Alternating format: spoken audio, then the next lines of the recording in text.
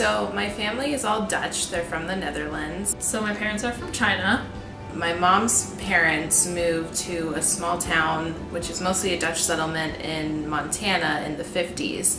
And then a little bit later in the 50s, my grandparents from my dad's side moved, also from the Netherlands. They moved to a small Dutch town in Illinois. My mom's from Beijing, and my dad is from Jinghua. And yeah, they came here for school. My mom went to school at University of Colorado. She went to school somewhere in Colorado. So when my grandparents came over, it was only a couple siblings from each of their families that moved to the United States.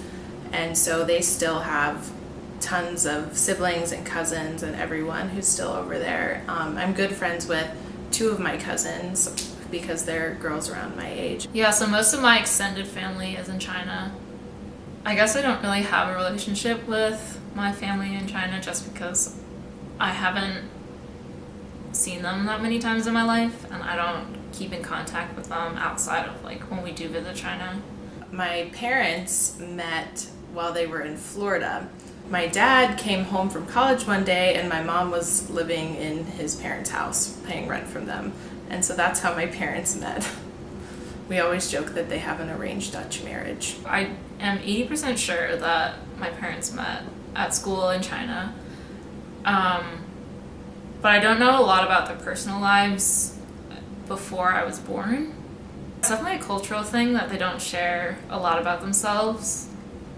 Other people like me who are first generation, specifically those with Asian parents, a lot of my friends from home are like that, and they also, don't know like a whole lot about their parents. It's definitely weird talking to other people and having them say stuff like, oh yeah, like I'm best friends with my mom, or I'm best friends with my dad, or like I go hang out with my parents. Like I would never do that really. Growing up, we had a Dutch influence in our life a lot because we celebrated holidays like Sinterklaas. It's basically Christmas, but with a different interpretation. And so normally what you do is you would put out your wooden shoes the night before, and that's how you get your candy. So it's kind of like the stocking. Then for New Year's, the tradition is oliebollen, which is basically fried dough that you powder and has raisins in it. So another Dutch food that we have a lot is stroopwafels. And so they're these little wafer wafers with caramel and like bourbon vanilla inside of them, and you have them with your tea and coffee, and you sit on the top of the cup and warm it up. And it's just something that we would always do traditionally whenever, especially when I would go visit my grandparents and they'd have coffee time and tea time, you always have your stroopwafels. There's some kind of pressure like when you're younger for like Asian Americans to like suppress like their Asian culture. My parents at home, like my mom is pretty big on like more natural medicine and stuff. Like growing up, like whenever I had like a minor like cold or a headache or something, like I wouldn't take medicine. Holidays, we do celebrate Chinese New Year. Then I guess we'll kind of celebrate the Harvest Festival. Like so that's in like September-ish. And so we'll eat like, there's these traditional pastries, you might call them, I guess. They're called moon cakes. And it's basically like a little cake with like red bean paste in the middle.